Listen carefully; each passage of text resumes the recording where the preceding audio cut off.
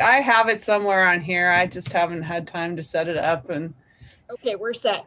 We're set. Okay, so I will start by reading the written determination of the chair of the public body pursuant to House Bill 5002 and Utah Code Annotated UCA subsection 52-4-2074A and B. Whereas pursuant to Moab Municipal Code subsection 2.08.015A, I am the presiding officer, quote, chair at all meetings of the Water Conservation and Drought Management Advisory Board, at least through this part of this meeting. Whereas Utah Code Annotated subsection 52.4.101, the Open and Public Meetings Act governs the conduct of meetings of the Water Conservation and Drought Management Advisory Board. Whereas the Utah Open and Public Meetings Act amendments provide that a public body may convene and conduct an electronic meeting without an anchor location if the chair of the public body, A, makes a written determination that conducting the meeting with an anchor location presents a substantial risk to the health and safety of those who may be present at the anchor location. B, states the written determination described in subsection 4A, the facts upon which the determination is based. Pardon me. Whereas in the previous written determinations I made on September 9th and November 24th, 2020, I stated the facts regarding COVID-19 and transmission, and I incorporate those prior written determinations here. Whereas the facts contained in the prior written determinations remain true, including the facts that the state of Utah remains under a state of public health emergency, Grand County is in a high level of transmission, and the City of Moab board meetings do require attendance by individuals at higher risk of severe illness from COVID-19, and the CDC indicates that the lowest risk for events and gatherings is virtual only.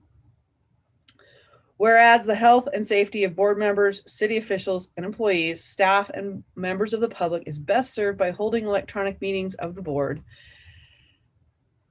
Whereas the board has prepared for and demonstrated the ability to effectively conduct its public meetings electronically, including providing members of the public means to observe the board's meetings and provide comments electronically. Now, therefore, I conclude that conducting water conservation and drought management advisory board meetings with an anchor location that is physically accessible for members of the public to attend in person presents a substantial risk to the health and safety of those who may be present at the anchor location. And then it has my signature. So there you have it. So we can get started now, right, Summer? Thank you, Carl, for reading that lovely information. I know you all wait for it every month. Yes, you can get started.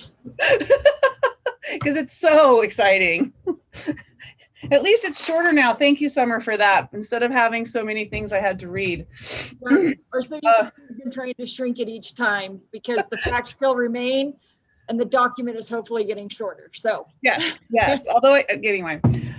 So excuse me, personal note here, Jeremy. Welcome back. Yes. Glad to see you. You look healthy and whole. Believe it or not, I injured myself again, and I ended up back in the ER, but we don't need to talk about that now. But thank you for the warm welcome. Yeah, well, good luck. And welcome back, John. Good to see you. And you're muted, just so you know. Yeah, you need to unmute if you haven't done much of this. If you go down to the bottom corner, there's a little microphone looking thing, and you can mute or unmute there, or you can go up to 3 little dots that'll show up on your image if you put your cursor over the image. Nope. You can't hear me now? Now I can. I'm unmuted. Okay, cool. Now you know how to do it. And welcome, Dana. Dana's here for some of the later board topics on the agenda. So we'll move on to approving the minutes. Do we have a motion? Yeah, I will move to approve the minutes, which Are you good? I'll second. Okay, we have a motion and a second. Any further discussion? I just wanted to say, like I said in my email, I thought the minutes looked really good this time. Thank you, whoever did them. Whoever did them did a great job. Okay, I'm gonna go ahead and let y'all know that's Carrie Kirk, our deputy recorder. She's doing an awesome job. great. All in favor? Aye. Okay. So now we move on to board and staff reports. Do we have any? Well, I may add, if I may, I did present the same presentation I've given to you guys and to City Council to the County Planning Commission the other night, a couple nights ago. And I thought it went well. A lot of questions, a lot of interest. And I guess that's about it. Thanks for doing that, Mike. That's been, I think it's helpful having, especially with new council at the county as well, with enough new council members. It's good to get everyone on a similar understanding. How did the meeting go with the city the 2 days after our last meeting, or a week after, whenever it was? I think we're going to talk about that in a couple. There's a review of Okay. city council water meeting is in an agenda item or two. If you can hold tight. I can. I saw Chuck raise his hand. What's up, Chuck? Oh, The sky is up. The sky is up. I could give you a real quick staff report. Sure. That I think the board would be interested in. Everyone knows we're working on developing a well number 12, a new replacement well. And so we have been meeting with USGS, DWR, and UGS, and we have a tentative agreement for doing testing during that well development that I haven't gotten approval to council because I haven't given them the details. I just got the latest details today, but I'm hopeful that council will be supportive. But it would basically be a cost sharing proposal between DWR, USGS, and the city, and it would allow for some amplified, if you will, geophysical logging, as well as during the pump development, we'll do some geochemistry with the idea of getting as much good geochemical information as we can as well. So I guess I just report that out, that it's not a done deal because I don't have council approval, but I think it's hopeful that we've got 3 cooperating partners willing to cost share, assuming the city council give me the go ahead, but I'm hopeful they will. So How much money are we talking about? Yeah, Chuck, give me how much money are we talking about? From the city side, between 10 and 15,000. Okay, well, I'll certainly advocate for it, you know that, so. Yeah, and I owe you an email, Mike, and I will get an email to council, with this latest proposal. I've just been waiting to get it fine tuned, but I really think it's a good proposal and could give us some good information to supplement the information we have, as well as the ongoing efforts. The geochemical stuff is going to be really interesting because, that's one point of difference between what Gardner did. He was measuring one set of one set of chemical signatures that he said pended that water is coming from far north mountains, and Ken Combe thought it was coming from Mill Creek, which has a different chemical signature. So that data will be really good. Yeah, I'm excited about that too, because I don't know that any of us know all the answers. So hopefully it'll give us a few more answers to get us there. So thanks, Cara. That's all I had. okay. Unless there's any. One more thing, Cara, if I may, I've been in touch with Mark Stilson. He's been working with Linda Whittam, the Nature Conservancy, the wetlands. They're getting up a research program down there to study the area in the lower valley adjacent to the wetlands, the impact of different river levels, return flows from agricultural irrigation next to the wetlands down there, spring flow from the Glen Canyon aquifer into the valley, lower valley, all that good stuff. So that'll be another cost sharing effort on the part of the city. I mean, Mark has already asked for that. So they have not given us a budget yet, but I think it's coming soon. If I had my guess, it would be similar to what Chuck is talking about for well number 12. I know a little more about that. I've actually been coordinating those meetings with Linda and Mark, and we had the UGS on the phone the other day, 3 or 4 of them in a Zoom meeting. And we've asked them how much it would cost for them to develop a monitoring plan that would answer the questions that Linda and Mark had for the wetlands. And that cost for that won't be to develop the monitoring plan, will not be that great. The monitoring plan, after that's said and done, we'll know what that is. And of course, when that monitoring plan for the lower end of the valley comes out, the biggest cost will be the capital expenditures associated with it. The ongoing monitoring probably won't be too much.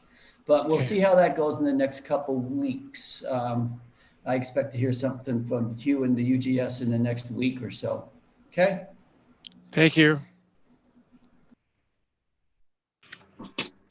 Anybody else with a report of any kind? Levi or Jeremy or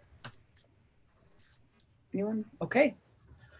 Well, seeing no more on item 4, we'll move on to item 5, which is discussion regarding appointment of new water conservation and drought management advisory board members. We do have Denver resigned earlier this year, and then John's term is up should he wish to step away. He doesn't need to, but he can should he wish to. And then we apparently, Carly, you were saying no one had applied so far, so we needed to talk because I didn't get any applications to review. So I will open it up to you guys to talk about. I can tell you what's going on with me. Yep. Because I've been pretty much in Colorado for the last year. Yeah. And it's on for most of this year too. Okay. I'm not going to be able to participate. I can't even always get online. This is the second time I've ever been online even in a meeting. Right. And it's just too much for me to run a business in another state. Yeah. And do this. So I'm going to have to let mine expire. Yep. Okay. So that means we have 2 open spots, right, Carly? We do. So we put an ad in the paper for it and didn't get any responses. I've asked Lisa to link it with social media as well as the paper again. We're going to run the ad again. But I think it might also take just some, if you know people in the community who are good, if you could brainstorm either personally or amongst yourselves. Certainly you all know more people than I do because I've been here all of 1 year. But if you have some names, I'm happy to approach them. If you don't have to do the recruiting yourself, but if you have some names and contact, I'm happy to do that groundwork. I would hate for it to be like we get an application of anybody, and because they might not be the best fit for the board, but because they're all that we have, that we feel like we have to appoint them. But just in the next month, if you don't mind doing that, we can, I'll try to do some recruiting. It's not an emergency because we still have more than a quorum. So that's the good news. Well, and I was wondering, for a while we had only 5 and then we had 7 because we had John in Denver, and now we're back down to 5. And is that the minimum we can have is 5? I believe it's a quorum. I believe it's 4. But then we have to have everybody at the meeting every time. Every time in order to like pass minutes and do that right. kind of stuff. So yeah. So don't any of you go anywhere. Right. To be semi-functional where any one of us can like have a meeting off if we need it. We need all 5 of us at least. Exactly right. So we'll try to get that filled either for your next meeting or the one after. But anybody have any ideas, yeah. People? And so also to be clear, with John stepping down, he was our representative from in the county, and we are allowed 1 within the county as opposed to in the city limits. So we can be more than just in the city limits for the people who we are recruiting, correct? That's my understanding too. There is at least 1 county representative. I think it's an option. I don't know if it's required. I can't remember. But it just means that broadens the pool a little bit. It doubles the pool. So yeah. You can also send me via email, folks, that you have in mind if you think of some later. Sorry, Councilmember Duncan. I just remembered Beth Malloy. She's a friend of ours. She's expressed a lot of interest in water matters lately. She teaches math up in Salt Lake. She and her husband have a house here in town, and she's often here, but she's gone sometimes. And her employment up in Salt Lake might get in the way, but I'm making a point to tell her that this position is open. So let me Let me get a hold of her and ask anyway. So, okay. Is she a Moab City resident or is she more of a second home? No, she owner? lives in town. Okay. And I know I was gonna give a shout to Natalie Day, who works for the USGS Be good. injunction. She lives in Moab, but she lives over by Pat Creek. But she Okay. had expressed a little bit of interest. So I'll reach out to her. But does anyone else have names they could give to Carly? Well, I was wondering if that's why Dana's on the meeting today, because she was interested. Might be a little conflict of interest there, but she would be great to have. Arnie. I don't think so, Arnie. That's actually not why she's here. But maybe Dana has some suggestions, actually, since we can't have a county I'm member. glad she's here because, yeah, and anyone else she knows. Dana, I'm happy to hear your insight. I live in San Juan County. Oh, See how you are?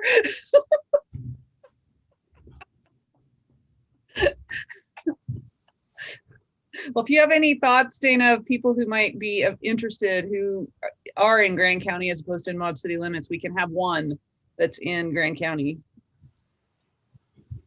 Would we consider somebody from the Grand County Council? Would that be too much of an conflict of interest? Or another board member from GWSSA or another board member from the MIC? I think we can consider a lot of people. I mean, as with any board, you might have to recuse yourself for certain topics, right? But if they're familiar in water policy, I don't see why that would be a problem. Yeah. Well, I'll reach out to one person. I'll talk to them, see what they say. Thank you, Arnie. Any other things to talk about? Go ahead. I am going to reach out to Roz McCann. She might know some folks in the community. I think she'd be great. She's a busy woman, but she might have some ideas as well. Mm-hmm. Okay. All right. Thanks, Anything else for this? The message I'm getting though is that we're going to try to have 2 or 3 people that are interested by the next meeting, and we'll think about suggesting them to the city council as new members of the board, and we'll need at least all 4 of 5 of us here for that next meeting to make that happen. Or at least 4 of us. At least 4. And then Okay. and then the vote will have to be unanimous, I think. Because if Okay. we only have a quorum, I think it has to be unanimous. That's correct. Okay. All right. Moving on then, we need to nominate and select a new board chair and vice chair because I'm done. So I really enjoyed not being the chair. Actually, it was quite a bit of work, I thought, at the time, and when I took it on. So I think Jeremy do a great job at this point in time. He's been the vice chair for 2 years, so I'm wondering if Jeremy's up for it. I second that nomination. Any other opinions? I'm up for it. I'm happy to do it, especially given this year and kind of being off the mark a little bit, given everything. But I'd be happy to step up if no one else, or if others do support it, or if no one else is interested in the position. I'd be happy to. I'm just gonna say I'd be happy to be vice chair, Cara, because I know you're busy also, and if Jeremy wasn't here, I could handle taking care of the idiosyncrasies associated with the meeting.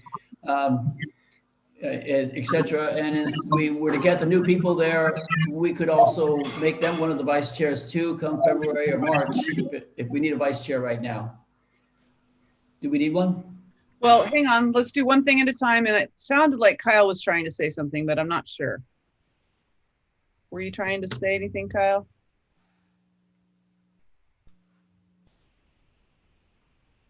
Okay. Do we want to do both chair and vice chair in the same motion, or do we want to do one at a time? Up to you guys.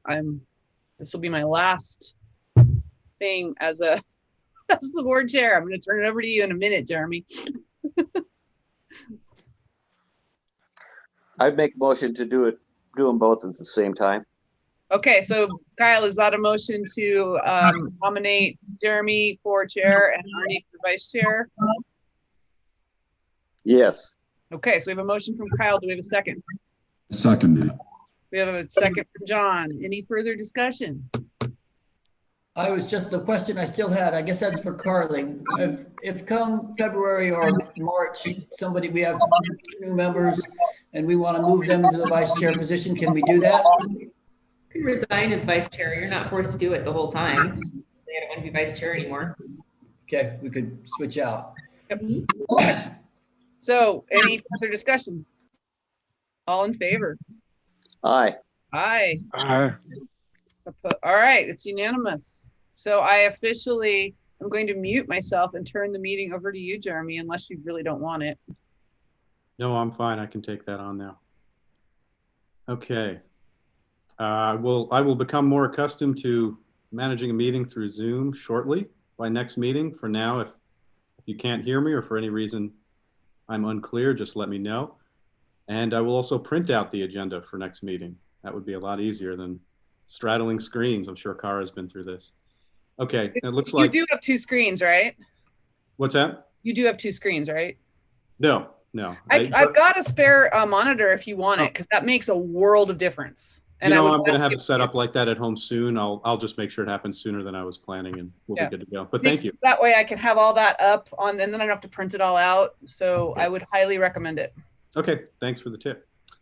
That was item number 6. Looks like we're moving on to item 7, adoption of the 2021 regular meeting schedule. Has everyone had a chance to review that schedule? Do we have any recommendation to do anything differently this year than we've done in past years? Do we feel that we've been on the right track? I did look at it, and all the meetings are as advertised, which, as I say, is as it says, on the 2nd Wednesdays of each month at 2 o'clock. So looks good to me. Okay. Do we have a motion?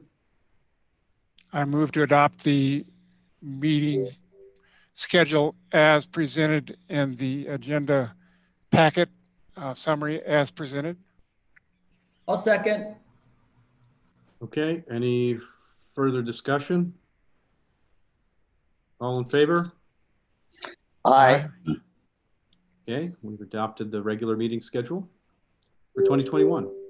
Item 8, review of City Council water meeting on December 16th. Mike, are you taking the lead on this, I assume? I can. That meeting that you just referenced, actually, Chuck and Carly, in that order, had their own presentations, and they may wish to. They had their own take and said similar sorts of things, and then I gave my own presentation at the end.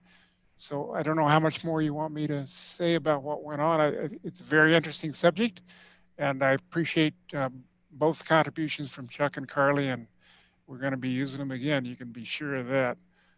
The only other thing I might add to you guys right now is that I've been telling people that I've been making noises about it by email, sometimes copying Mr. Stilson.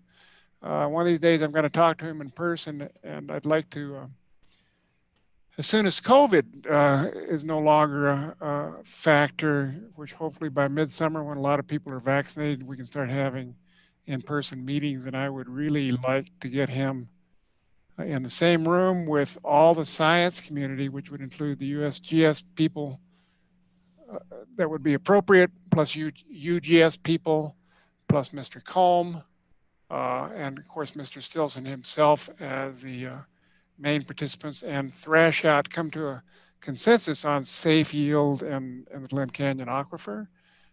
Mark may plead that, gee, that's the overall subject of the groundwater management process, but I claim that whatever that number is going to be, we either got water, culinary water to grow on, or we don't, is going to drive everything else that we do. So I'd like to get that number right up front, with a reminder that that number is sure to get changed from time to time as the years go by and new research comes in. But anyway, that's where I would like to head by this summer, ideally. So that's one of my items is to see if I can enlist Mark to sign up to that idea. Okay, thanks, Mike.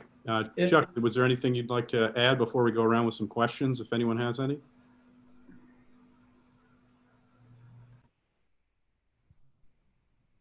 Yeah, I guess I would just say that when the presentations are there on the links on the agenda, that what I tried to do in my presentation was talk a little bit about comparing the numbers that are out there by basically the 4 different studies, which isn't as easy as I thought it was going to be. It took us quite a bit of time, and I'm not sure that my conclusions were 100% accurate, but they were the best that we could do. And actually, they're not that far apart in terms of a range, I thought. But I completely agree with Mike that we can fine tune those numbers. It's a good approach in the future.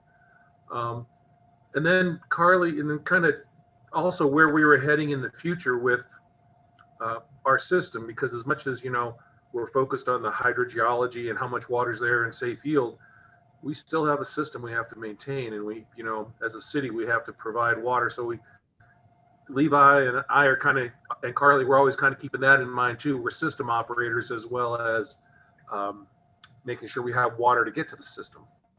So there's an overview of projects in the future with our projects that were approved when the rates were increased. That's in the PowerPoint. And then I kind of handed it off to Carly, and I think she did a great job. And she should talk more about policy and conservation items. So maybe it's okay with you, Jeremy. I'd hand that to Carly, let her talk a couple of minutes about what she said too. Please, Carly. Yeah, I think it's important to recognize, or when you were coming from my perspective, or Chuck's or Levi's, this quantity is 1/10 of the whole picture of water resource management. If they're all totally critical, I'm not meaning to dismiss it, but when you look at integrated water resource management, it's sort of step 1, question 1, as well as water quality, your system, its integrity, redundancy, resiliency, and basically how it's all managed from a demand management viewpoint, how much we're using and why and on what, and how we're managing the source and its quality and its integrity. So that sort of was the purpose of my presentation, to show the whole spectrum of what water managers consider. So I think we got some really clear direction from the council that they don't necessarily want to wait for that number, the safe yield number, before they start acting, right? It might be too late, or even for the groundwater management plan to start being proactive about our demand management goals. So I think Chuck and I will be speaking with you today, and we're going to be speaking with the council about some immediate measures that we probably want to implement as soon as we can, certainly ahead of the latest, this 2021 irrigation season. And we'll talk about those a little later, and you will all be part of that conversation as well. But I think we've got some low-hanging fruit that we can tackle in the next few months. Great, thank you. Did anyone have any questions for Carly, Chuck, or Mike, or any comments, anything to discuss on this topic? Arnie? Yeah, so the UGS and the USGS have been reaching out to me to put the groundwater quantity, safe yield number, and discussion of the science, Mike, on the MOP agenda. I've pushed back or not responded for the January meeting of the MOP, but I believe everybody's going to be ready for the March meeting of the MOP, which will probably be virtual like the rest of them. I would prefer to be in person, but I don't think everybody's going to wait until summer to have that meeting. So the discussion with the scientists will probably take place over the MOP venue in a virtual meeting in March at this point in time. The low-hanging fruit we're going to talk about in a second, and I'll let that go. I did manage to get through 37 of the 97-page packet, or was it 51? Before I finally quit on that. So I'll wait, and when you guys talk to me about what the other options that you have, I'll wait. If we're going to discuss that later, let's talk about that later. Okay. Does anyone else have anything else on this topic? If not, we've got a pretty big topic following. We'll move on to that. Yeah, Jeremy, we're going to talk about this in more detail later, but I just want to relate that from several people now, part of my presentation, part of Carly's and so forth, and one of Cara's, priorities, I guess we'd call it, is conservation. And people have pointed out that basically raising one eyebrow, if you will, saying, why should I conserve if the water that we save by doing so is just going to go towards more hotels, for example. That's a very common reaction. Because a lot of people in town, both on political extremes, this really isn't a left versus right issue. Unless you're a developer, all right, with money sunk in, kind of thing, are, don't particularly want to have high rates of growth, and water is looked at as being one way to slow down growth in the valley. So if there's that's one thing that we'll have to fight when it comes to promulgating conservation measures. Is I think everybody would be certainly more accepting of having to do so if they thought that it wasn't just going to give free rein to somebody who would be more careless somewhere else. For what that's worth. Well, I got to admit, Mike, at this point in time, they're still allocating water because it's not all being used. And to some extent, when we sent that memo to the opinion on what we should do, and we said the city should continue to act like they're going to develop the water to their full potential for the next 40 years. I think they should do that, because if the city doesn't, somebody else will just come along and use that water. And that may be Grand County or whatever. So I don't think the city needs to give up water right now. And you're right. I've heard that several times from a lot of people, that they would really like to see us shut down growth because of lack of water. And I've told the community, the mayor and other council members several times, is that you ought to consider building the city with what you want to look like first, and then look at your water resources and see what you can do to make that happen. That was what I've told them straight up. I don't like the excuse that there's no water available, so we're going to stop development, when we're actually not out of water yet. It's something we can look for in the future, and we do have to be prepared for a long-term drought. I got no doubt about that. We need to keep a bank account somewhere where we can cut water back and keep the current number of people that we have without shutting water off. A bank account, so to speak. But my point was that the city and the county should look at what they want the community to look like first, and then ask what the water resources what water resources is it going to take to make that happen, as opposed to using water resources as an excuse to cut development. I'll leave it go at that. Go ahead, Carl. And I just wanted to, and I think we're kind of bleeding into topic 9 at this point anyway.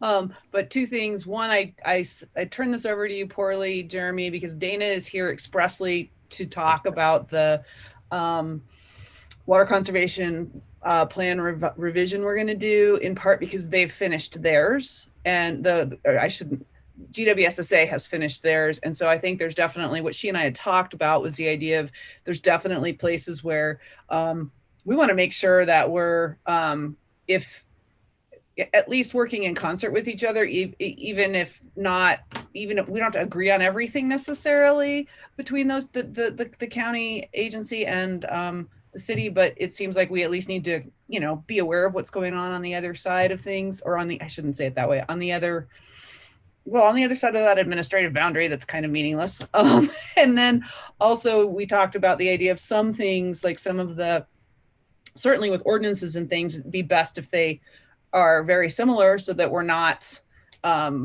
creating situations that are very at odds with each other in the city and the county. And then the other piece was things like education and outreach. I think there's some real good collaboration potentials there that could make things stronger. And we certainly want messaging to be the same in that situation.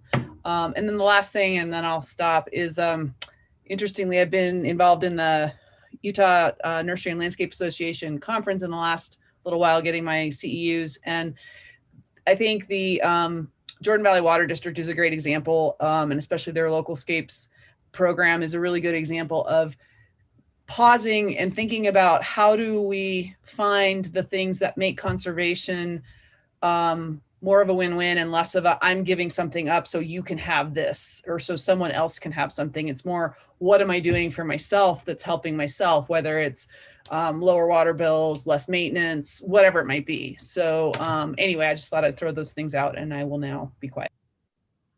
Okay, great. Thank you, Cara.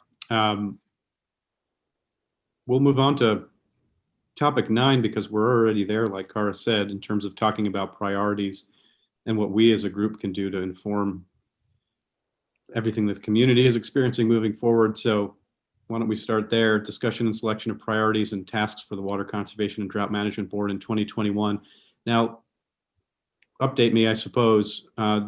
Caro, there were conversations between yourself and Carly about some of these topics, or is there nothing I need to be more aware of than I am right now? In other words, we're just diving into these kind of fresh-eyed.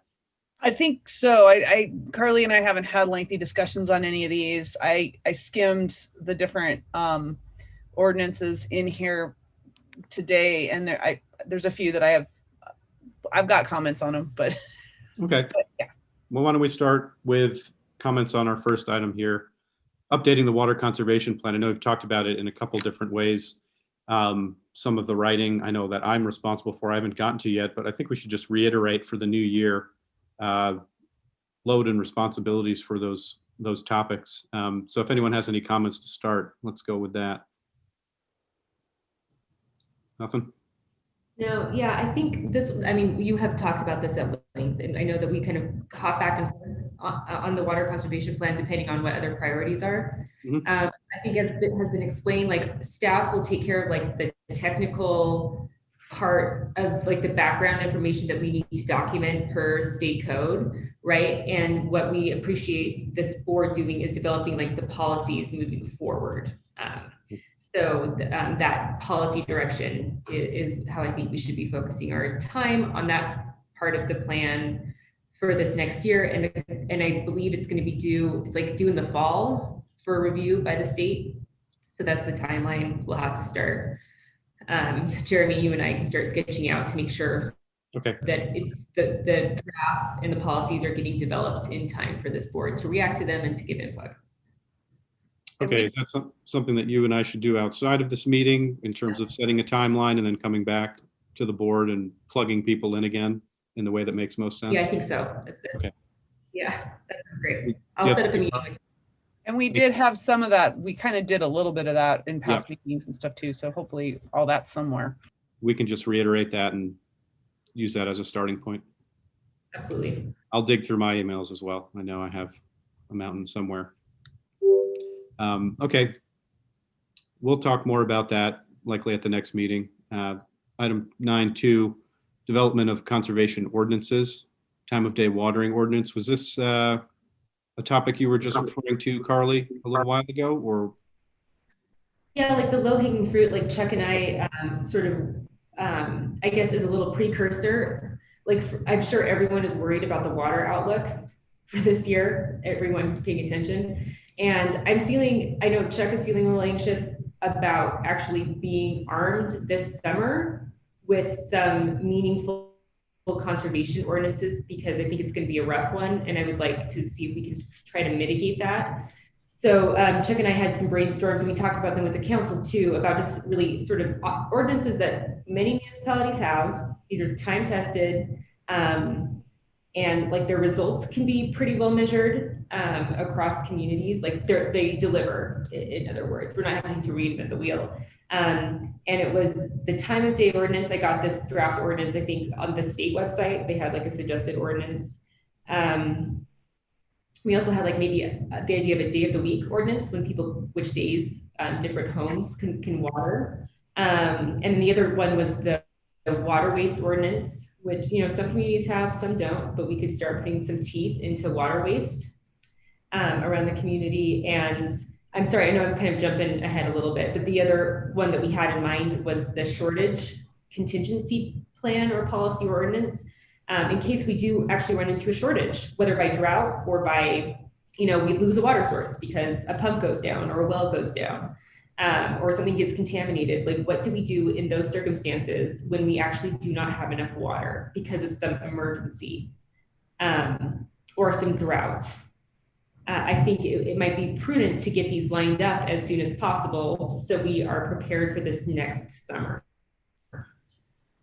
Yeah, Carly, or Jeremy, if I may, the time of day watering ordinance, as Carly and I were looking at these, and I'm familiar with them from down in Arizona, and Carly's familiar with them from up in northern Utah and stuff, but it was actually recommended in the current water conservation plan to implement a time of day watering ordinance To me, when we talk about something that could be done that makes a lot of sense, that's the easiest one to do. That's the lowest hanging fruit of any of it. And I'm not sure what problems will occur. I'm sure there'll be some, but I think that we could probably get some measurable good out of that one. And then the shortage contingency plan, I think it's got a better name than that at some point, but that's a policy too that could be implemented. As much as anything, it's an educational policy. And I think that's one of the things that Carly and I have talked about brainstorming, that education of the public's a good objective and a good goal as well, right? So anyway, I just wanted to add in about the time of day was actually in the existing plan. So I think that one should really deserve some consideration. Card, you want to go first? No, you can go first. So the time of day ordinance is a tried and true measure. It makes complete sense. I see some problems with the city using that at this point in time, because if I read the ordinance correctly, it just said in the city, and it didn't say city water users. And the Moab Irrigation Company has a tough time getting their water to people as it is right now, and goes 24/7. I'm not sure it'd be appropriate at all for the city to regulate what the Moab Irrigation Company does, because they can't get their water to everybody right now, and running 24/7. And then the other problem I also see is that Grand Water and Sewers Administration, GWSSA's boundaries come into the city. And so I can see it being possible for us to just put an ordinance in for the city limits, but that would be affecting GWSSA also. And when it comes to outside of the city, and we're talking not just landscaping, when we're talking the alfalfa fields, those people need to actually, in July, they need to run those sprinklers for 24 hours to get the water down to the roots. And so that's just the way it is. They do have a water plan. They do have a water budget. Most all of them have worked with the NRCS and do the best they can. They know exactly how much they need to water to grow that alfalfa. And that requires them watering at times 24 hours in one day.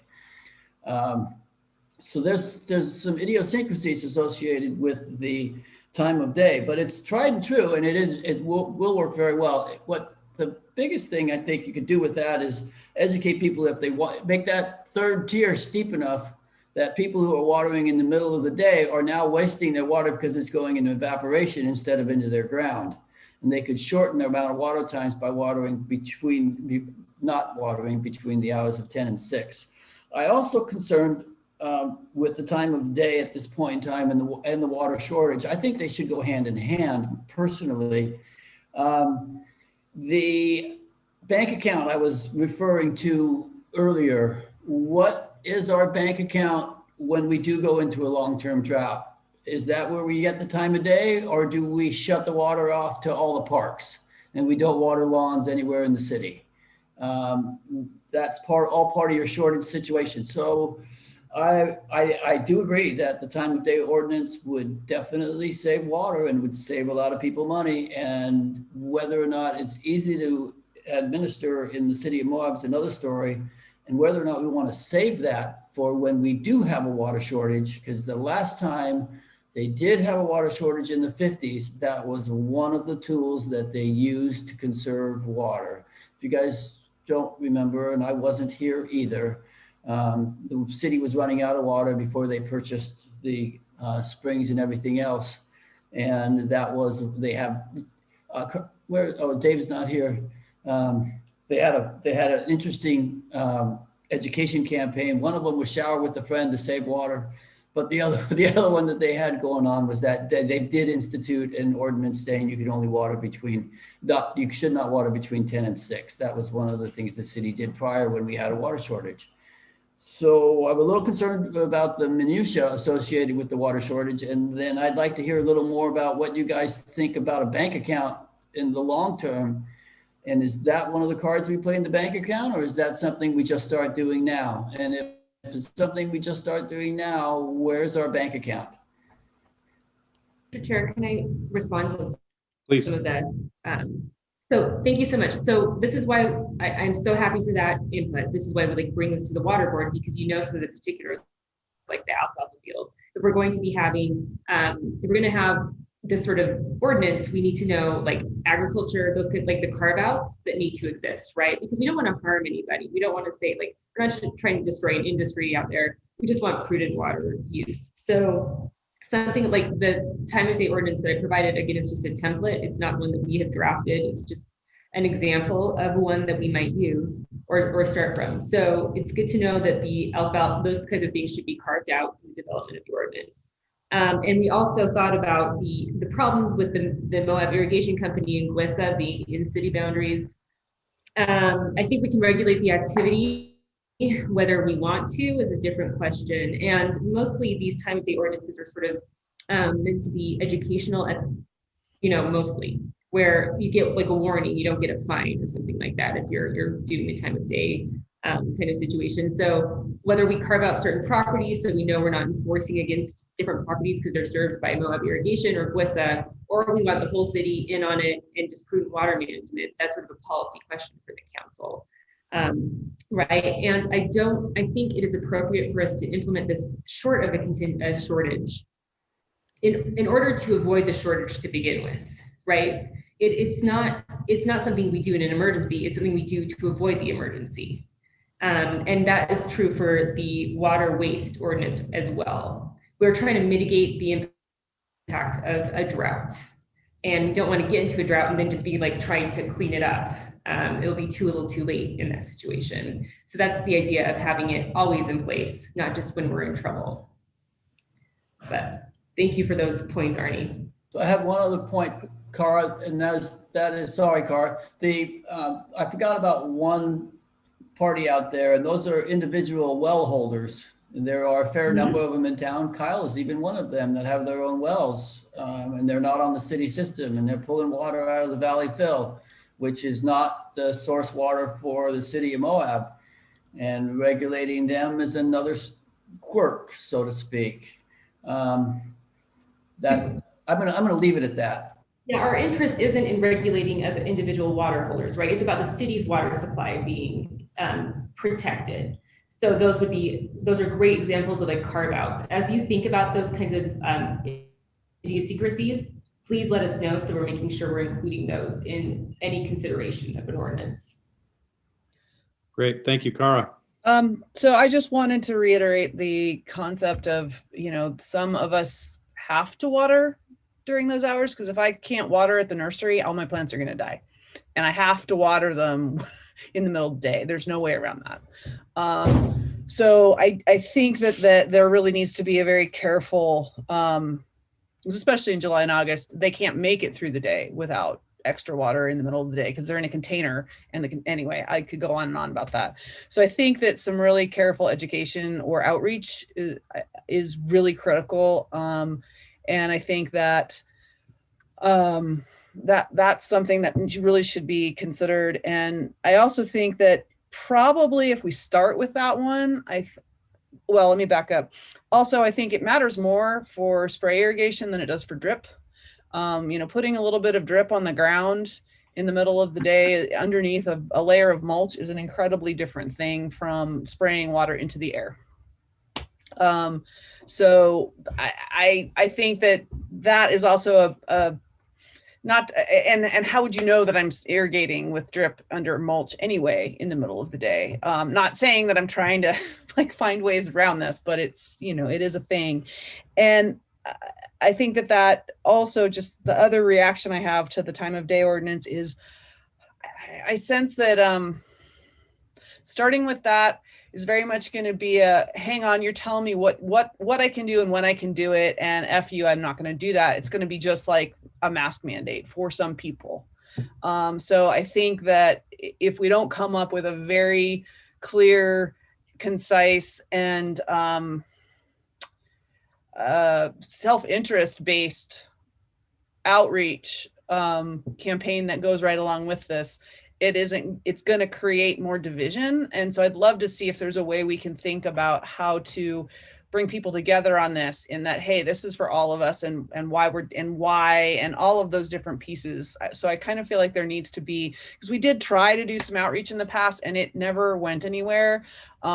We had meetings with, you know, the communications director and then never got anything back to review or look at. I think that there's some things we really need to do that could, that really has to go hand in hand, because if we don't do that, and I also think we need to link with GWSSA on what they're doing, because if there's, that's I think a great example of something that if it's different in one area than the other, that, I mean, not that someone's going to move just so they can water at noon, but I still think just for consistency's sake, we'll get farther if we are working together as opposed to at odds.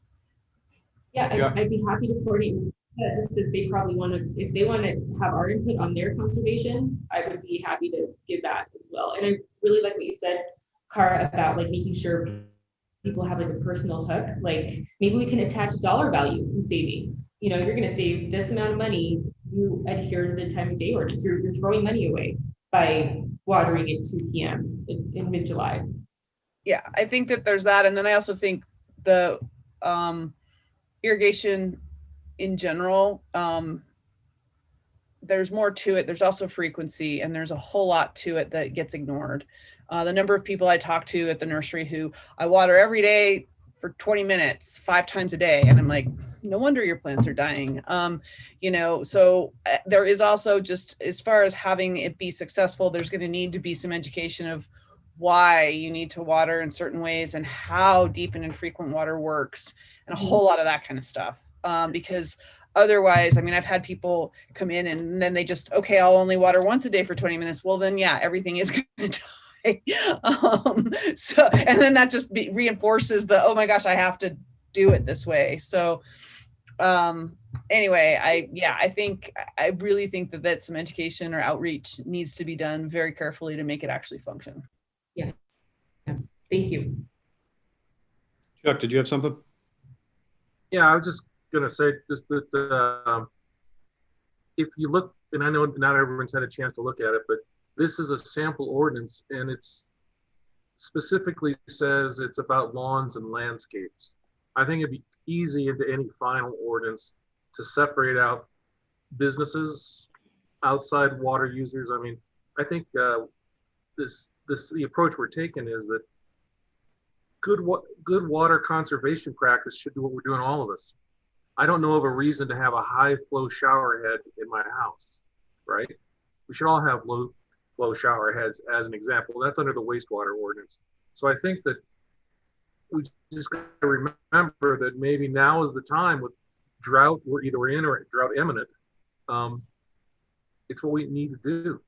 I mean, why would we not make conservation practices that make sense for everyone? And I think that's all we're trying to do here. And these are all good comments. And already we talked about all the different users and how we could address those in the ordinances. But the other thing I was going to say is this one again is in the current conservation plan. I think that implementing part of our plan is always a good form of continuity for government, rather than we put stuff in there, but we didn't think it through, so now we're not going to do it. I'm not saying we should ever do everything of every plan, but this one's pretty much tried and true throughout the West, and it made it into the previous plan. And so I guess I'm not a board member, but I'm just speaking of, you know, as a staff member about some advantages of doing this with the nuances addressed that have been discussed today and will be further developed, I'm sure. Mike. Yeah, I just want to clarify Moab Irrigation Company. First of all, Carly or Chuck, I'm not sure who put the time of day ordinance in there. Thank you so much for doing that. But I think the language says it only applies to sprinkled water. And if that's the case, I just want to point out that I was surprised, all right, because I'm on Moab Irrigation Company for my lawn out here. I'm sitting here looking through the picture window at it. And it is sprinkled, but that's a relatively rare thing. Most people in town who are watering their lawns are doing it through flood irrigation, in which case the ordinance wouldn't apply anyway. And it's a good thing, all right, because the way the irrigation company works, there's a finite amount of water that's diverted into the pipelines.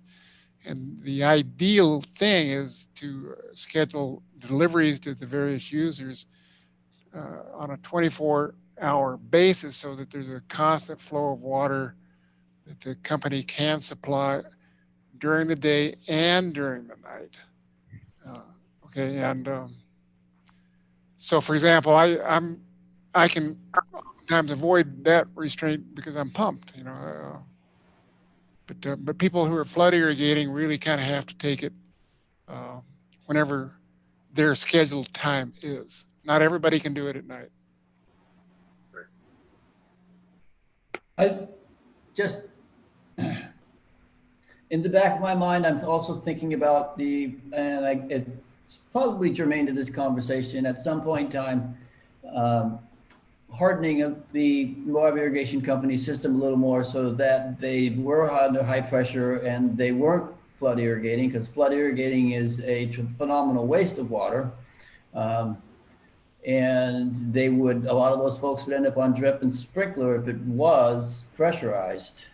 And just remember in the back of our minds that although aerosol type watering is wasteful in the middle of the day, it's far more efficient than the flood irrigating that's currently going on with Moab Irrigation Company. And if we were ever to bring them around to a pressurized system, I would assume that most people would prefer to have a lower use and or sprinkler system for their lawns. Of course, the drip irrigation works great in Moab for all of other landscaping. Yeah, well, I think we all agree. I can tell you that there's a lot of the, yeah, you're right. Moab Irrigation Company, the users there are very wasteful by and large because they have a simple drip gravity fed system and it's cheap, all right, but it can be and is oftentimes pretty wasteful, and throwing a lot of money at it would help. We've talked about this, guys, you know, tanks, pressurized pipes, and on and on and on. Just a matter of finding the money for it. Well, thanks, guys. I think in order to stay on topic, we'll move on from this for now. However, is Carly, are you there? I think she might have stepped out for a sec. Beyond ongoing input as we've received here as to the nuanced approach and the need for education across the board as we're rolling this out, as the city is rolling this out, if there's anything else that's needed, I think that can be discussed at future meetings. Otherwise, it sounds to me, and maybe Chuck, you can confirm that these processes are moving forward and you're developing language, and for our end, we don't need to provide anything else at this time. Oh, sorry, you're on mute. Yeah, sorry about that. I believe that the process is moving forward for presenting policies more fleshed out than these documents. I mean, these are samples off the internet. I mean, we've looked at other specific ones, and the next council meeting on the 26th, next council meeting, we're going to make a presentation, talk about maybe the policies and a couple of these conservation policies for council to give us some direction on. We're not going to say here's the final one, but they'll be more fleshed out than this, and we'll take into account the comments you made today, the board talked about, make sure that we can include those and address those.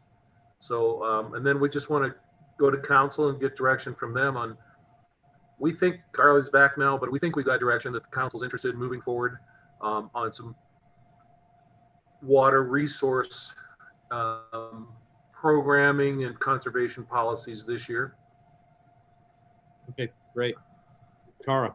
I'd just like to add that I'm very supportive of the water shortage scenario. There needs to be something out there that says we have a plan when we get into a drought. And I'm also very supportive of the water wastage plan that you're talking about, or ordinance that you're talking about.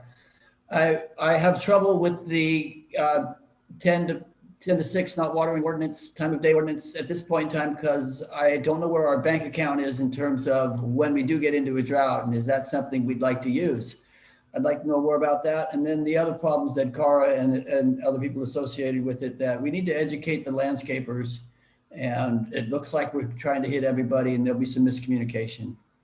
Thanks, Arnie. I think that's clear. Cara. Yeah, I just wanted to, sorry, I lost my train of thought.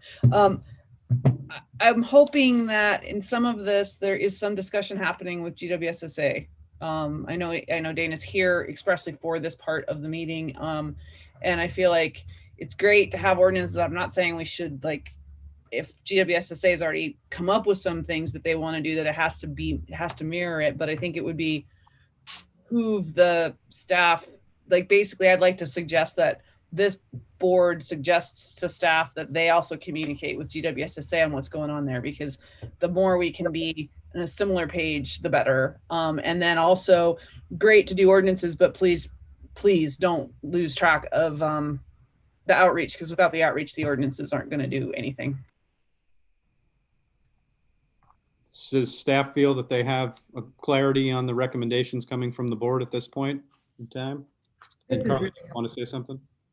Yeah, very helpful. I think coordination with GWSSA, like now and in the future, needs to happen. And, you know, I really appreciate this feedback, and we'll see what we can come up with. You know, like with conservation, I think the science demonstrates that there's like no silver or magic bullet, right? Like there's no one policy that you can implement that everyone's going to get on board with. You need like a whole constellation of options. So stuff like the water waste, you know, time of day, they're all sort of attacking the problem from a it's going to be a multifaceted problem, and you have to have multifaceted solutions. So we're not going to get, not one is going to solve the problem, and not one is going to be totally perfect. But I appreciate what I'm hearing about coordination, outreach, education, and tailoring it to this community, any one of them. Thank you. Okay, great. Mike. Jeremy, if I may, question for Chuck.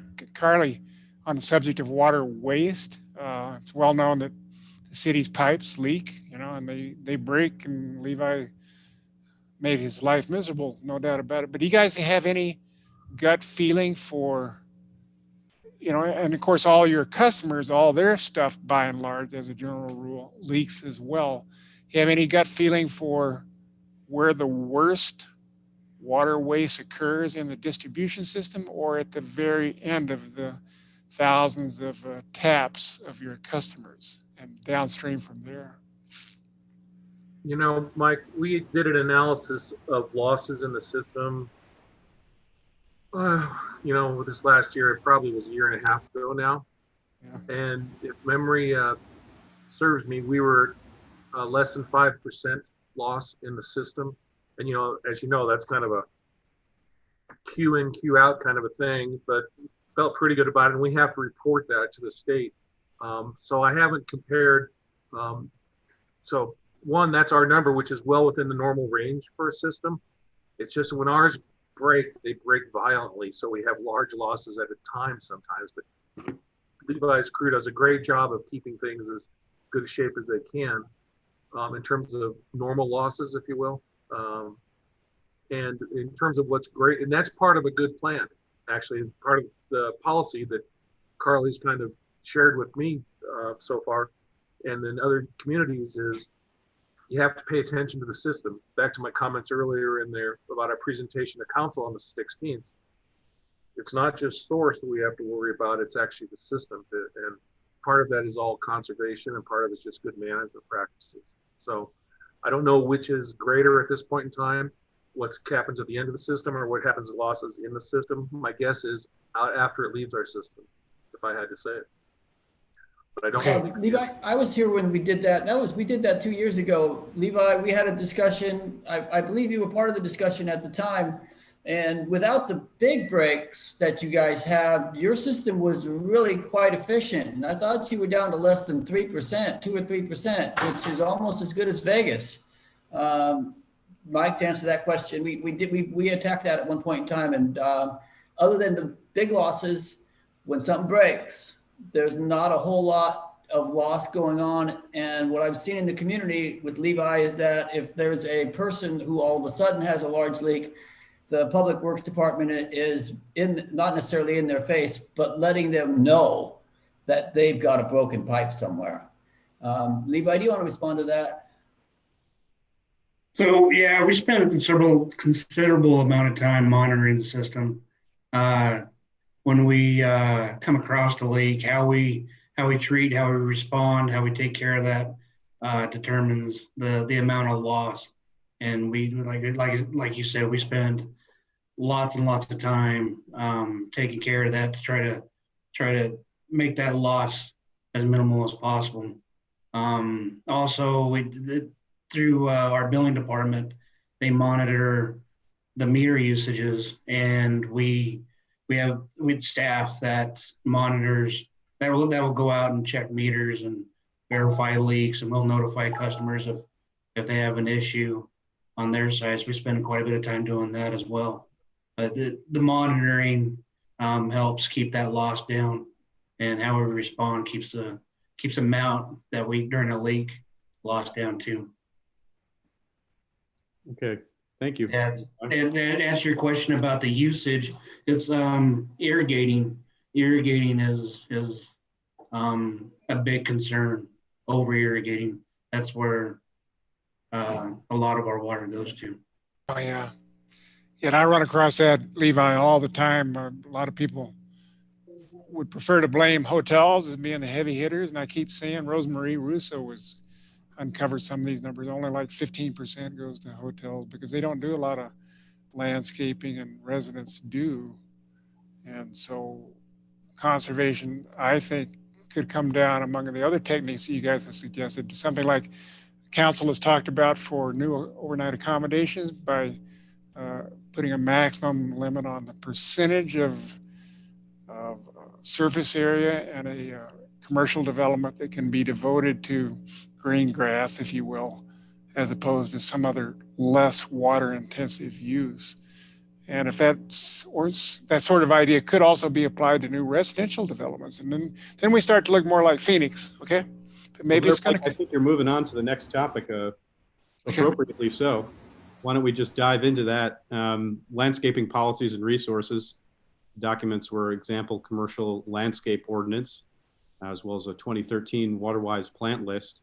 Was there certain feedback, or what was staff looking for from this particular topic beyond what Mike's been talking about here about council promoting that kind of ordinance? So he was spot on, like he was way ahead of us there. So thank you so much, Mike. These are just examples, again, sort of to get the juices flowing. We could either approach landscape requirements as like an ordinance, as a policy, just providing resources and education. We have, I know, folks on this water board who are experts in this subject matter. So I'd be remiss if we didn't try to tackle it while you're available. But again, I think this is just an important tool. I think that so often folks don't approach their landscapes from a water-wise perspective because they simply just don't know how to do that. And we don't provide resources or incentives or just the knowledge to do so. So I think this would take a little longer to develop because it's quite complicated, especially, it's going to be place specific, what kind of recommendations are prudent. But I thought over the long term, over a couple of years, this would be an interesting, another tool. Cara, Mike, others? I know, Mike, you were speaking to the topic. Cara, would you like to say something first there? If that's all right, Mike.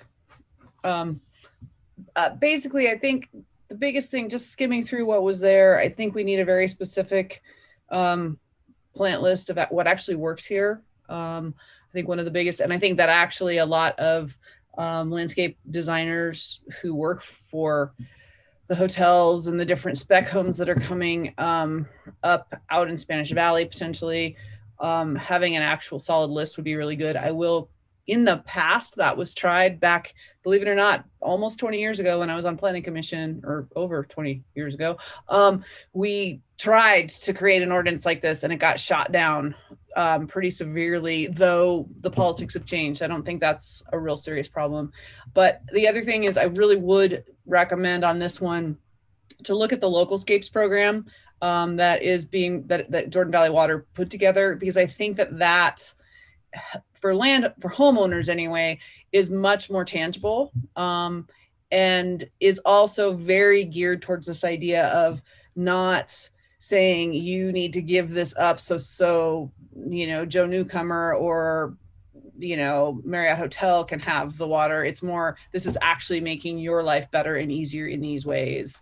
And it's also, even by its very nature, local scapes is about the fact that what you do in Castle Valley even is different from what you do in town. And then the last thing I'll say on this one is I think that one of the things that the local scapes program has in there, but also is very much ignored, is the concept of zoning and landscape zoning and some BMPs for irrigation. And I would be very interested in helping out with some of that, because there's definitely a lack of understanding about irrigation, I think, and irrigation in the desert is different from irrigation in other places. So.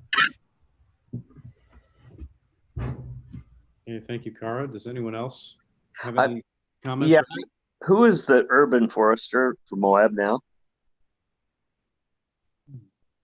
Carly? Forester. We have an arborist on staff. And one who's certified, but there is not a designated urban forester. And who's that? Philip Adams with the department is an arborist. We have like a couple employees who are arborists but aren't recently certified, but we do have some arborist expertise on staff.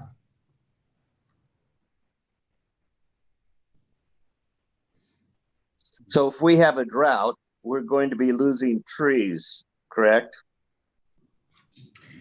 I think that would be the purpose of a policy, like a drought contingency policy, to prioritize what we want to make sure gets water. So it would be a decision, I think, for the council. I would recommend that for us to be maintained, that's a priority, and we let maybe sacrifice lawns, including city lawns. But who knows, that would be a policy decision for the council. And that's where I would, pardon me for jumping in, but that's where I would really emphasize that how you irrigate is really critical, and how you zone your irrigation is really critical. I get a lot of raised eyebrows when I tell people to put a dedicated tree irrigation line into their systems, because it requires, it ends up doubling or tripling sometimes the amount of pipe that you install. But what it also means is in a drought situation, you can water just the trees. And because you can do a lot with watering just the trees once a month in the spring, once a week in the summer possibly, but you cannot sustain your other your lawn or your other landscaping that way. So I think that kind of nuance is really important. And then also I think the other piece that's going to be really important to make sure is a piece of the discussion on trees is trees that are growing in a lawn in a city park. The lawn is probably what's watering that tree. The lawn irrigation is. Now, granted, I think there's maybe some issues with how some of that irrigation is happening. I don't know how often the city's watering, if it's an everyday thing, or if they've been able to get the lawns weaned off to be less frequent but longer waterings. That may be impossible, I don't know. But I think that there's, a street tree is going to be having a very different situation from a tree in a park. And then lastly, those street trees too, as the water table, when we have a winter like we're having right now, where we're getting very little moisture, there's going to be almost no groundwater, or almost no water that has soaked into that top 3 to 4 feet. So, and a lot of the trees downtown, they don't have irrigation. So that's another thing where we're going to start losing some trees simply because they don't have irrigation at all, and they never have. So anyway, those are just some of the realities I thought I'd toss out there on that tree topic. I have found out that the flood irrigation on the Moab irrigation waters a number of trees down slope. Yes, and that is very true. Like that's the other thing, is if you're losing irrigation, whatever kind. I mean, I've seen water where you're watering a place up top and you have a slope down below. I've seen blackbrush do extremely well down a slope from a house that has some other irrigation going on, and suddenly that blackbrush is green when all the blackbrush around it is not. So yeah, it's all interconnected, and that's where the design of your irrigation system is critical.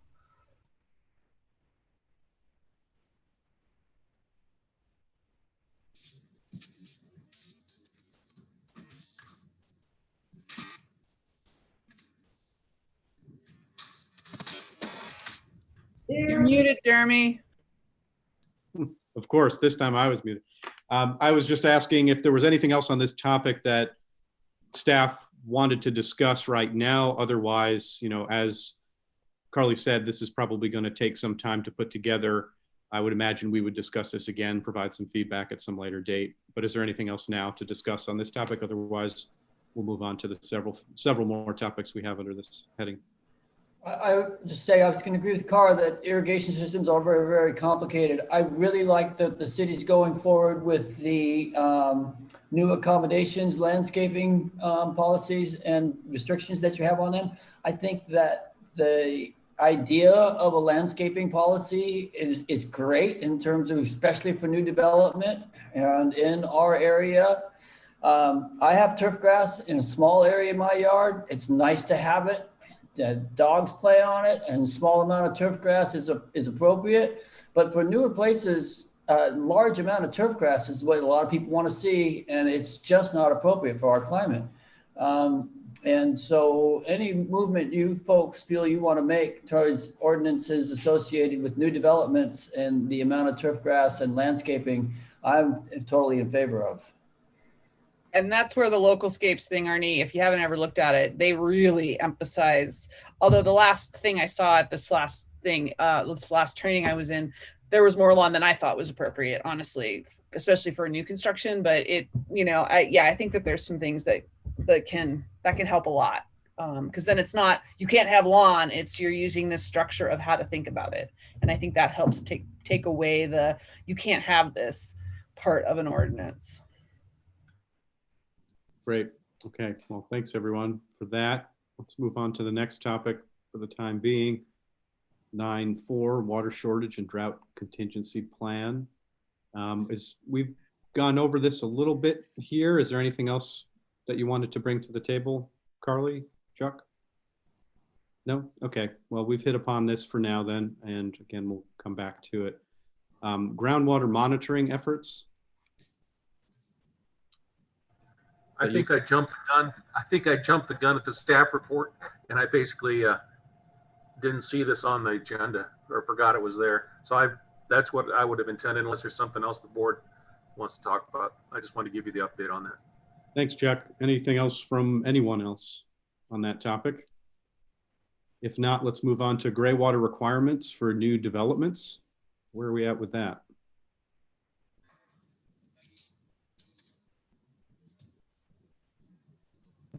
Excuse me, I can tell you, Jeremy, that that's another requirement that typically has shown up as a new standard for overnight accommodations when we do reinstate them. Mm-hmm. Is there momentum on something right now that I'm not aware of? Or is this just a topic meant for consideration of doing something at some point? I'm going to be surprised if it doesn't get included in those standards. Okay, it's a pretty popular subject. Okay, great. The state of Utah has rewritten their gray water rules, and it does make it easier for someone to actually have gray water, and it's made it possible for you to actually write an ordinance that's reasonable in terms of cost at this point in time for new homeowners as well as businesses. Sure, there's some issues with gray water, but an ordinance that required gray water piping in any new development doesn't necessarily require that you use it. So if you put gray water piping in during construction, it's really not a huge cost, additional cost to the house or necessarily to a larger building. There's some issues with the second floor and the third floor and things like that. But with the new ordinances and the way it looks to me, I'm totally supportive of all new buildings having a gray water piping put into the structures.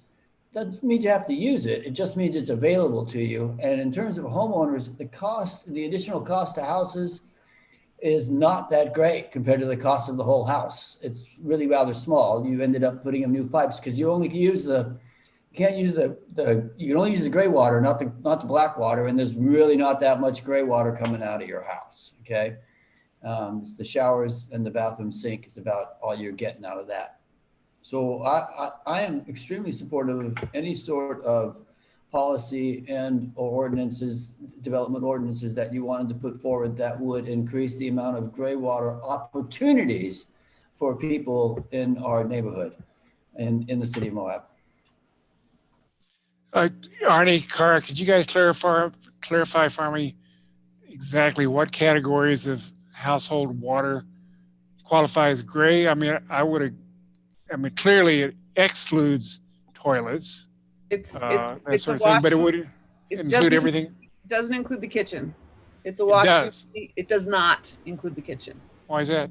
Because of the food waste creates problems with like the way people deal with their kitchen sink. It's kind of almost black water, not really, but you can do it, but I think most ordinances or most state codes don't allow you to. It's going to be your shower tub, your bathroom sink, and then your washing machine. Okay, so it would not include bathroom lavatories either. Is that correct? No. Which is why it is somewhat complicated to install all of that, because it means a dual piping system for drainage for only some things. Well, you know what developers are going to do, particularly when you start talking about affordable housing, another goal, all right, is you're going to trade off the cost of, Arnie says it doesn't cost that much. Well, it does cost something. And they're going to say, well, we're only going to get so many thousands of gallons a year out of this thing. The price of that water, so to speak, amortized over X years is splat. And they're going to say, why are we doing this? I mean, it makes it really expensive water. That argument might be raised. People might not. I think gray water is worth the time and the energy, but it's up to everyone's opinion. I like the idea of having auxiliary resources of water. If you know you're going to clean your body, then you know you'll have some extra water. Most people do that. I, for one, will be watering trees along the Moab City's bike path with, not directly, but there's gray water, there's cottonwoods that overhang the path. So I'll be using that water to good use. At any rate, I think it's something that most of us tend to support, and it does seem to be pretty far along the line in the state, as Arnie was saying before. So Cara, go ahead. I just was going to say, another one that strikes me as really useful is it makes your toilet a little harder to clean, but there are combination sink to toilet where you actually have water you might use to wash your hands that then fills your toilet tank. But then, so you're double using the water in that kind of a situation. I don't know how much they truly save, honestly, but it just depends on if you wash your hands in the kitchen instead of in the bathroom. I don't know, but that's another thing that could maybe not be required, but encouraged, just so, because people might not even know that exists as an option. I don't mean to quote something that I don't really know the exact answer to, but in my conversations with Orion, I thought that it was less than $1,000, more like $500 to install piping on a 3-bedroom, 2-bath house, single story, to install the piping during construction. Mike, I really didn't think it was that expensive. I know developers will tell you it's going to cost you a lot of money. It's not that expensive. We're not telling them they have to use gray water. Gray water is kind of tricky to use, actually, because it does contain a few more nutrients. You do have to manage it. You do have to manage where you put it in terms of making sure there's enough carbon out there. It's not like rainwater where I can just put it anywhere I want to. But giving them the opportunity in the future to be able to use gray water is huge down the road. Good point, Arnie. Well, my only question on this topic is gray water requirements for new developments. We've been mostly talking residential. Is there any discussion about commercial secondary water use or things along those lines within the city? It's another one of those standards, commercial standards that I was talking about for overnight accommodations. It definitely makes sense for overnight accommodation, something that would have a landscape, right? But if you're like new building in like a strip mall or something and there's nothing to water, it probably wouldn't make as much sense, but certainly those kind of carve outs can be anticipated and accommodated for. But I think it's part of certainly overnight accommodations and other like, institutional level kind of developments. Our next topic here is irrigation workshops, if no one else has anything to add to the gray water conversation. Now, are there planned irrigation workshops at this point, or is this a discussion we're returning to? This was something Cara had recommended. And I think you've sort of spoken about it, Cara, right? Developing irrigation BMPs and making sure that information is available to the community. And this is a topic I think that Dana may have some things to talk about too, because I think this is one that really could do a lot of good if there's coordination and collaboration between different entities. I know last year our intention at the nursery was to begin doing some this kind of thing. COVID changed a lot of that, but the one thing COVID has actually done that I think could make irrigation workshops a whole lot easier is this kind of platform with Zoom, where I think you can reach a much wider audience and maybe do some Zoom things, but then also some hands-on things. And I'll shut up and let Dana talk, because I think that's more important.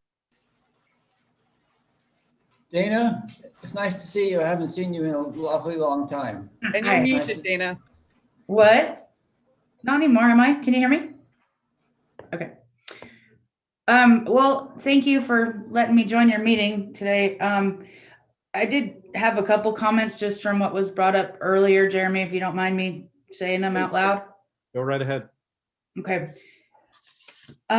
First off, regarding your shortage contingency plan, Carly, just a note, make sure that your plan matches Levi's emergency response plan, because the water system has that plan in case you lose a source or in case of severe drought, and you don't want your ordinance to not be matching what his thing says.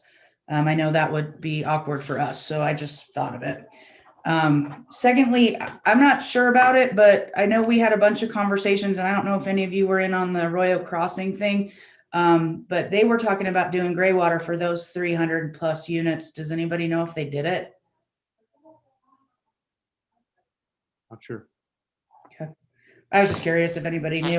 They had the one lady in the Mulberry Grove that had it and had the gray water system, and she came and talked to the group about it. One of the things that was approached with affordable housing and gray water systems is a lot of time these people are working 2 and 3 jobs. They have little kids. They don't have time to deal with this stuff, and maybe it would be a detriment to some affordable housing. Plus, a lot of it, like Arroyo Crossing, their lots are 3,000 square feet.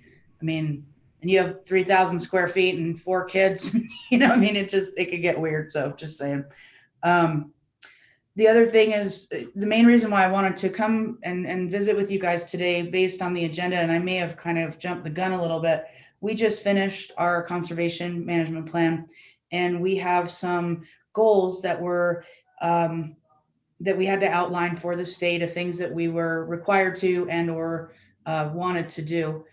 One of them is a school education program, which you guys will also be required to do.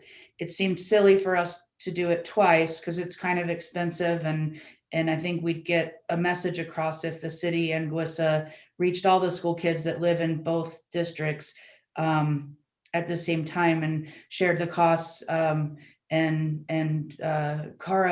Vanderzanen has volunteered to work with us with some of her educators that she has, so they wouldn't be sticking you or me in front of a bunch of teenagers, because that's not my thing at all. So you know, she's volunteered that. She is on our conservation committee, and she's fabulous. In fact, she's not a bad one to reach out to for your board there. I have her number if you need it. You can get her at CFI. You're muted, Cara. Let's see, I have notes, sorry. So the school education was one thing. I will tell you that the leak detection in our district is really important. I wish that we were at 3%. We're usually 5 to 7, but we sell or pump, you know, over 250 million gallons a year. And if I did the math right, even 3% of that's over 7 million gallons of loss, 7.5. So, you know, if I can getting somebody to brush their teeth into the back of the toilet isn't going to save the kind of water that coming up with 500,000 gallons that's leaking by every year from a weird connection that might be you know, watering trees on a street that got put in without a meter. I don't know. Sorry, Chuck. But anyway, that's the big focus, was the big guns first. And then, oh, one of the other things that came of our conservation committee meetings was to partner with some of the landscapers around, or all of them, or whatever we could, sort of like the hotel program that you guys have, which is fantastic. And we're interested in now that we have some more hotels, paying, you know, helping to pay or do outreach to the hotels with your nice flyers and all that stuff. We'd be happy, instead of inventing our own wheel with that. But we also talked about partnering with landscapers and giving them information. Specifically, you can get a rebate for almost the entire amount of a weather sensing sprinkler timer thing. There's all kinds of stuff that these folks, when they go to design a landscape, could provide to our water customers and your water customers, that they might take and say, oh, look, okay, well, let's do this.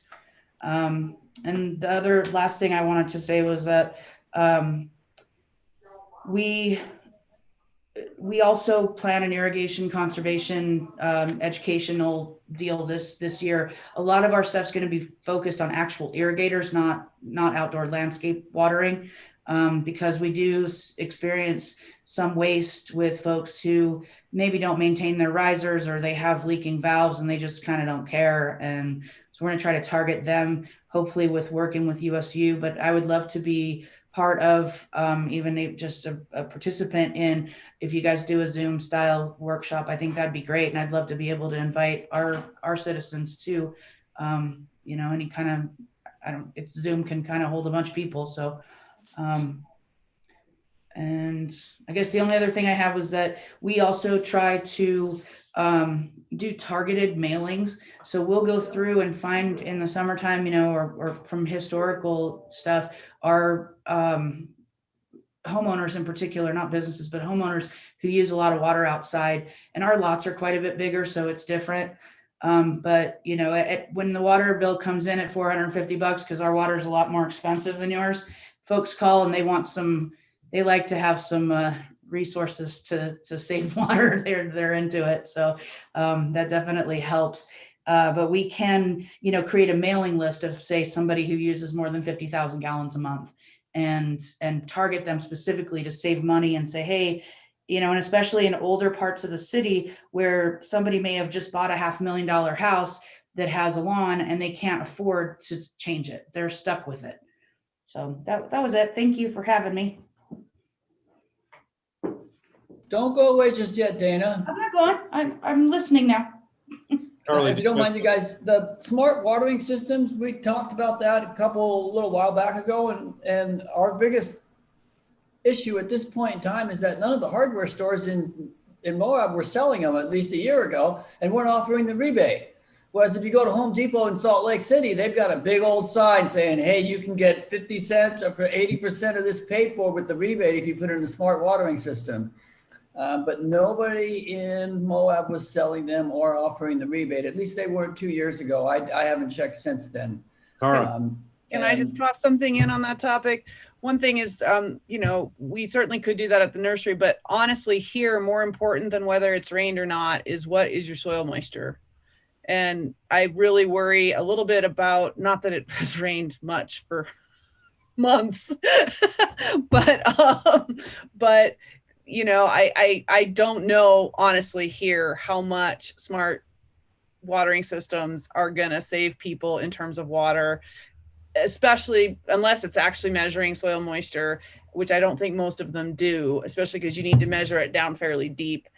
And I think personally, just based on my experience over years of working with people on this stuff, helping people understand the value of paying attention and having two or three easy to change out programs to put into their systems a year. So they've got a spring, a summer, and a fall. Will get people a whole lot farther than smart watering systems. Just saying.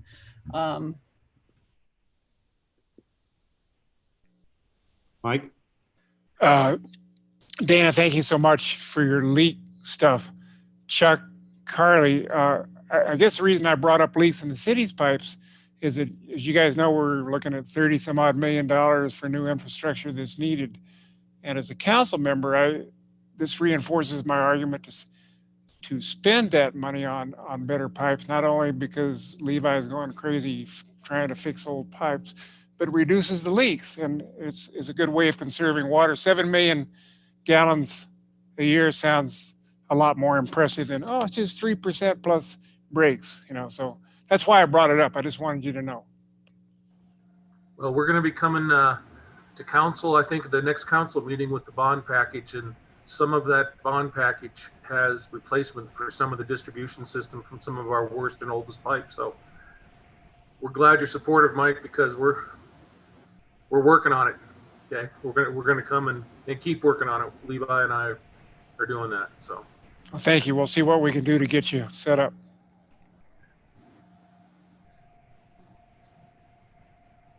Okay. Carly, did you have a comment on any of that? I thought I saw you raise a hand for. Nope. Okay. Okay, thanks though. Okay.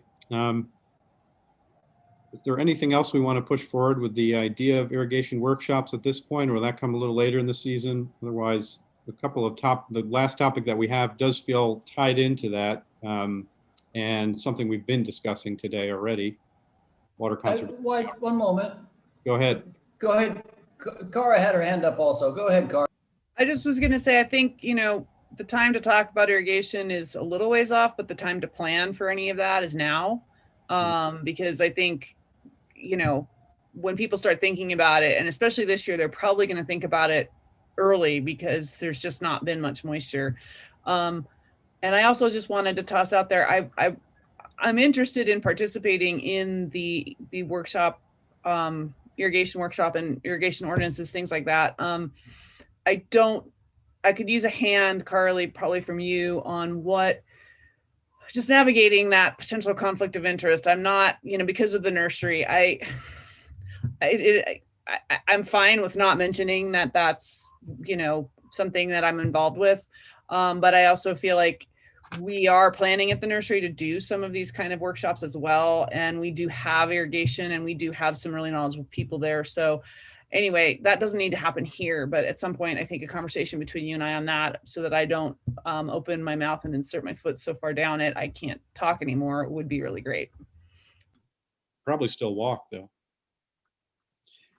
That sounds like a good approach. I mean, we should be using the resources that we have in the community for these kinds of educational outreach programs. So, and the nursery is honestly a really great venue because a lot of people go there, and not all of the landscapers go there, but there's some that are interested in this kind of topic. Some they know what I think that's the other piece on this education component with contractors, is that they are going to there's kind of two groups you're looking at, ones that are already interested and then ones that are just convinced that there's all this other stuff is hooey. And I think that needs some thought of how to deal with that. My turn? Arnie, go ahead.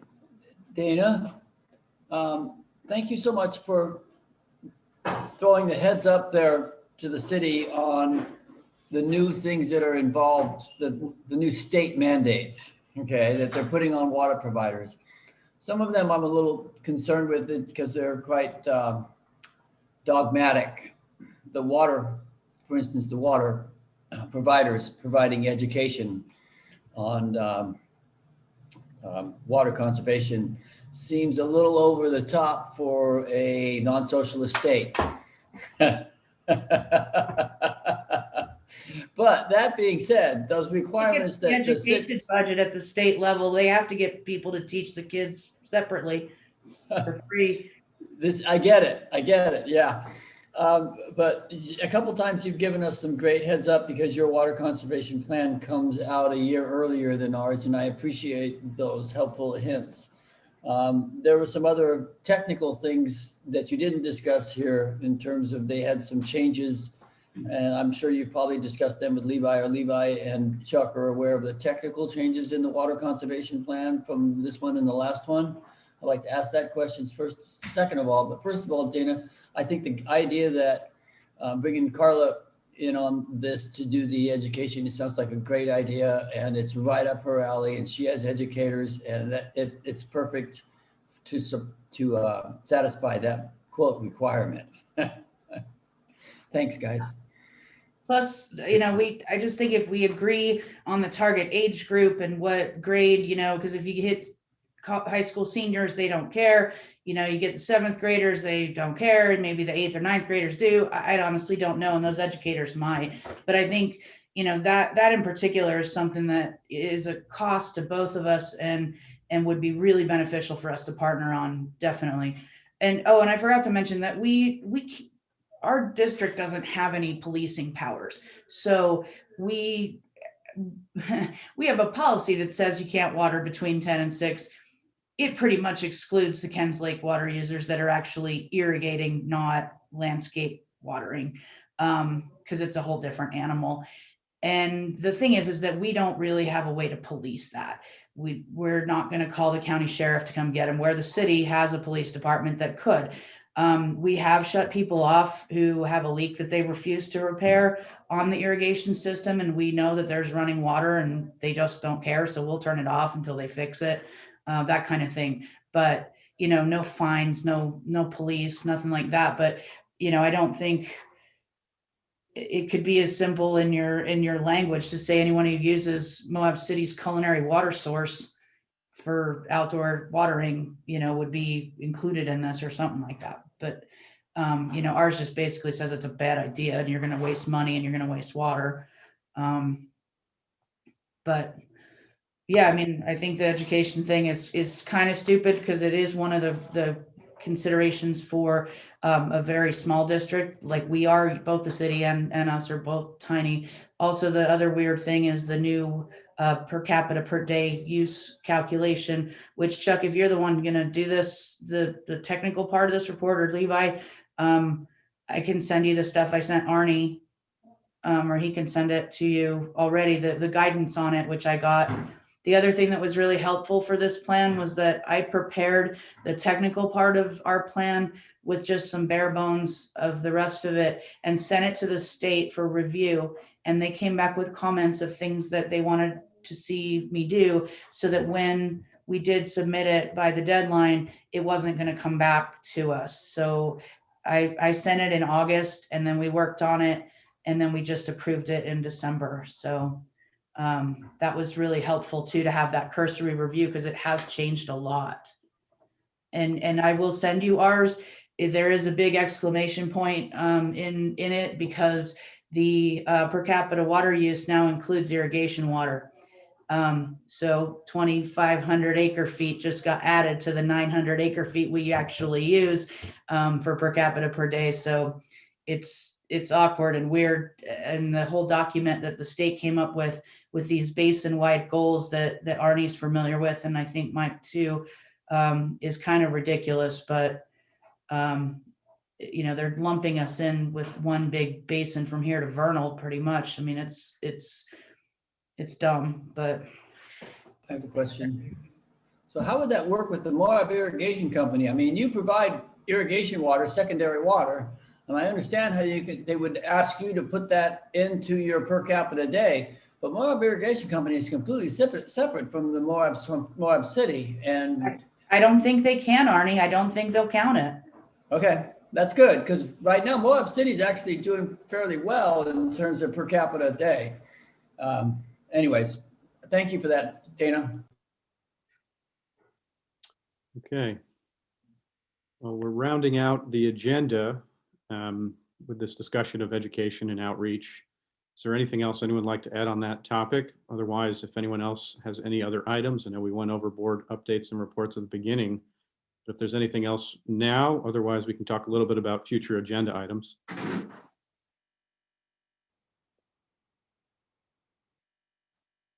Nothing? Okay. Well, Carly, what do we have right now for future agenda, if you have it? Otherwise, we can discuss that by email after this meeting and then circle back around with the group. Yeah. Okay, that sounds good. Yeah, we can do both. Hopefully we'll have an update on new membership. And I think we want to bring back at least 3 policies, ordinances, the shortage policy, water waste, and time of day. See if we can iron or get more feedback on that. We'll work on it over the next month. And probably a schedule, Jeremy, we'll get together and talk about the schedule for the water conservation plan update. Okay. And maybe even have some policy to chew on at the next meeting. Okay. Does that sound? Yep. And if anyone else has any other recommendations for the board, I guess send them to Carly. It sounds like, Cara, you're going to look into, sorry, my cat is having a good time with my feet. Cara, you're going to look into talking to Natalie Day, which I thought was a great recommendation. If I think of any others, I'll pass them along myself. Beyond that, Arnie, did you have something before we adjourn? I just wanted to reemphasize somewhere in this discussion, when we talk about a water shortage, we need a bank account, you guys, where we can cut water when we have to. And if that's the city lawns, for all of them, all of the sport lawns, how much water do we save when we do that? Is that going to be enough? If we were to lose 25% of the amount of water, if we were just to stop watering the city lawns, would that take care of it? And I want to make sure that we don't tighten our belts so much with ordinances that when we do have a drought, we end up with no place to cut. Does that make sense? That's my only concern. My only concern is that in the big picture, I mean, St. George and other people, sure, they're going to stop watering their golf courses. That's great. And how much water does that actually save us? So when we're talking about our shortage and we're talking about the big picture down the road, when we have a shortage policy, how much water can we save through that shortage policy? And is that 25% of what we're currently using? So Arnie, it will be tiered. So it'll depend on the shortage and the severity of the shortage and for whatever reason. So there'll be probably at least 3 tiers of severity, and then different cuts will be made according to that. So the first tier may just be recommendations, like we're in trouble, everyone start conserving. The second tier might be mandatory restrictions, and the third tier will be more and more restrictive. Does that make sense? So it won't just be a one-off. It makes sense. I just want to see numbers on it, is what I'm saying. And numbers, so that we don't tighten our belt so far to the pace with conservation measures that when we do end up in a drought, we have no place to cut. Okay. Okay, thanks for the comments. Cara? Super quick. I sent an email while we've been talking to Natalie Day, and she is actually interested. So Carly, I'll send an email to both of you so that you can get that process going.